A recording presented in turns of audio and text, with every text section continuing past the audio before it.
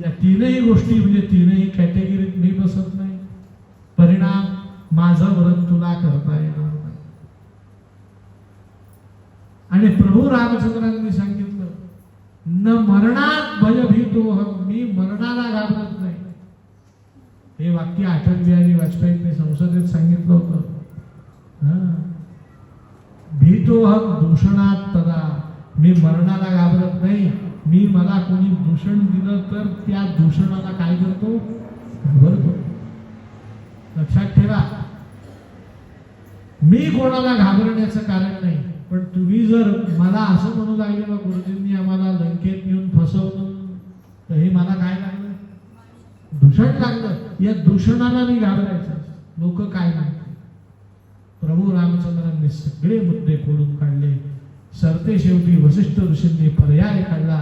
भरताला सांगितलं, भरता, राजा दशरथाने रामचंद्रांच्या राज्याभिषेकाच्या समयी जे पादत्राण उपान बनवले होते ते रामचंद्रांना दे.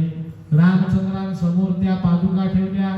वसिष्ठ ऋषींनी सांगितल्या म्हणून रामचंद्रांनी क्षणभर पाहून त्याच्यात ठेवलं. आणि भरताने सांगितलं, रामा, आजपासून सिंहासनावर कोण बसतील, त्या पादुका बसतील. मी ॲज अ ट्रस्टी राज्य करेन. किती दिवस. मी वसिष्ठ ऋषींकडनं, रामा, तुझ्या वनवासाची तारीख तिथी लिहून घेतलेली आहे. 14 वर्ष पूर्ण झाले की 15 दिवसाच्या 15व्या वर्षाच्या प्रारंभाच्या पहिल्या दिवसाच्या सूर्यास्तापर्यंत तुझी वाट पाहिजे.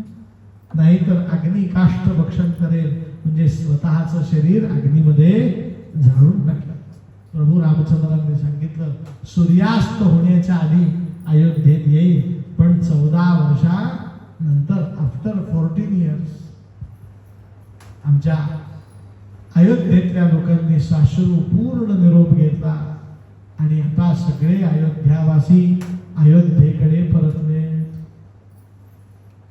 रामाच्या पादुका स्थापन झाल्या. पादुकांच्या वतीने राज्य सुरू झालं.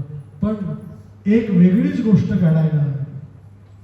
अयोध्येतल्या लोकांना आता राम कुठे माहिती, म्हणून त्या अयोध्येतले लोक दिवाळी आली की फराळाचं घेऊन कुठे जायचे, चित्रकूट पर्वतावरती. आईने सांगितलं, नरक चतुर्दशीला सकाळी जा, रामाच्या अंगाला 2 बोटं तेल लाव. तो तेल लावून निघून जायचा, तर संध्याकाळी फराळ घेऊन यायचा, तर रात्री कोणी कपडे घेऊन यायचा. रामा, तुला खिचडी शिजवण्यासाठी पातेला आणलेला आहे. मागच्या वेळेस आलो तर तांदूळ संपले होते म्हणून 1 पोतं तांदूळ आणले. आता प्रभू रामचंद्रांकडे काही ना काही निमित्त करून त्याचे सवंगडी यायला लागले.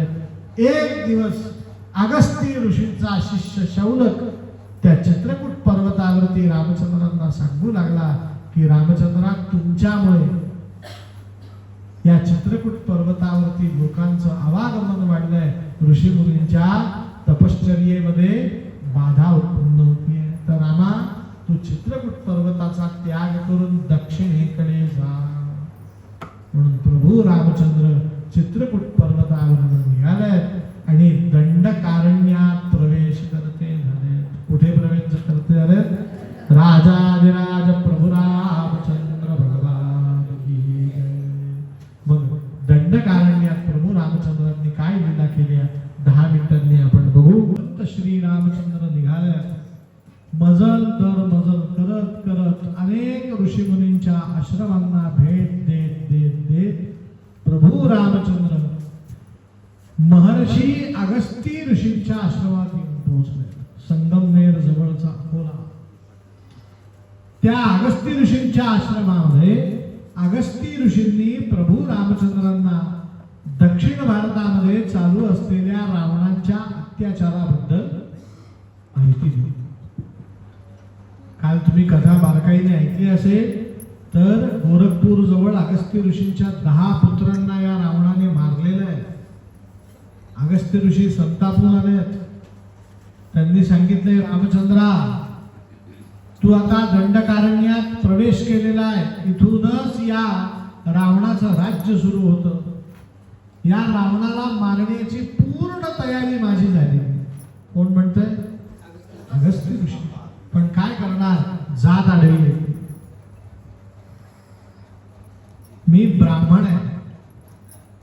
ब्राह्मणाने हत्या करू नये. एखाद्या क्षत्रियाकडवी ती हत्या व्हावी म्हणून मी पूर्ण तयारी करून ठेवली आहे.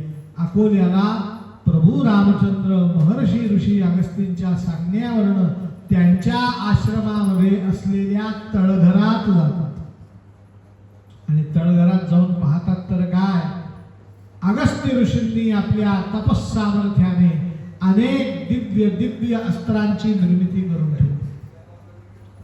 अनेक प्रकारचे धनुष्य आहेत, अनेक प्रकारचे बाण आहेत, अनेक प्रकारच्या गदा आहेत, अनेक प्रकारचे मंत्रांनी सिद्ध असलेले दिव्यास्त्र आहेत आणि सांगितलंय प्रभू रामचंद्रा हे सगळं तुझ्यासाठी, फक्त तू रावणाचा काय कर, वध कर. पण तू या अकोल्यात राहू नकोस का, रावणाला माहिती आहे मी त्याच्या विरुद्ध शस्त्रास्त्र निर्माण केले म्हणून त्याचे गुप्तहेर माझ्यावर पाळत ठेवू नये. तू इथून जवळ असलेल्या दंडकारण्यातल्या पंचवटी क्षेत्रामध्ये जाऊ नका. काळजी करू नकोस, माझं लक्ष तुझ्याकडे बांध. तुला 2 सूचना देतो. हा दंडकारण्यातला प्रदेश अत्यंत मायावी प्रदेश आहे. इथे डोळ्यांनी जे जे काही दिसतं ते सगळं खरं मानायचं नाही. इथे मायावी काही आवाज ऐकू येतील त्यांच्यावरती विश्वास ठेवायचा नाही. कोणी काही सांगितलं तर ऐकायचं नाही. फक्त स्वतःच्या डोळ्यांनी जे दिसेल त्याच्यावरती विवेकाने विचार करून विश्वास ठेवायचा.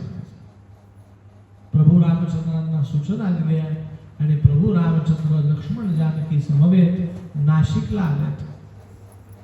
वाल्मिकी रामायणानुसार प्रभू रामचंद्र 14 वर्ष वनवासाला आले होते, पैकी 12 वर्ष चित्रकूट पर्वतावरती राहिले. किती वर्ष? आणि 2च वर्ष नाशिकला राहण्यासाठी आल्यात की आता नाशिकला राहावं. 2 वर्ष पण 58 दिवस झालेत. आणि एक घटना घडली.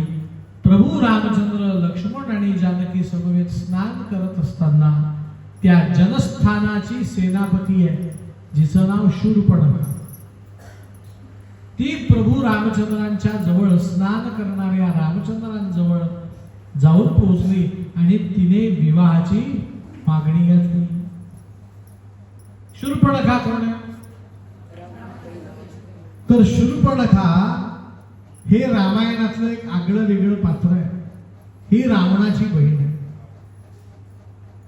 पण एकुलती एक बहीण आहे म्हणून रावणाचा तिच्यावर फार काही जीव आहे असं समजण्याचं कारण ती नुसती बहीण नाही, ती उपद्रवी बहीण आहे. आणि तिचं विराज नावाच्या राक्षसाशी विवाह झालेला आहे. एकदा नवरा बायकोंचं निसर्ग नियमानुसार काहीतरी भांडण कधीतरी होत असतं. ते झालं, हिला राहवलं नाही, तिने आपल्या पतीचा वध करून पतीचा वध केला म्हणून पुत्र रागवला.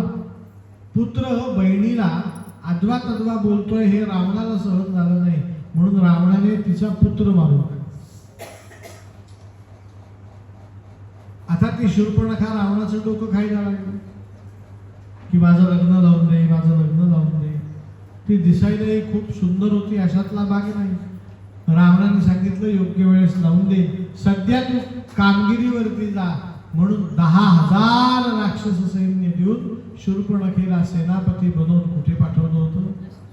जनस्थान. आणि प्रभू रामचंद्रांचं सौंदर्य कसं आहे?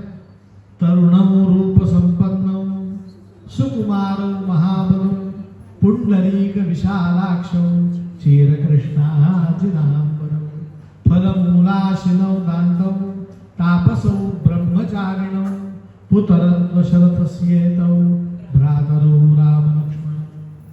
ते रूप सौंदर्य बघितलं आणि शूर्पणखा स्नान करणाऱ्या रामांजवळ जाऊन विवाहाची याचना करू.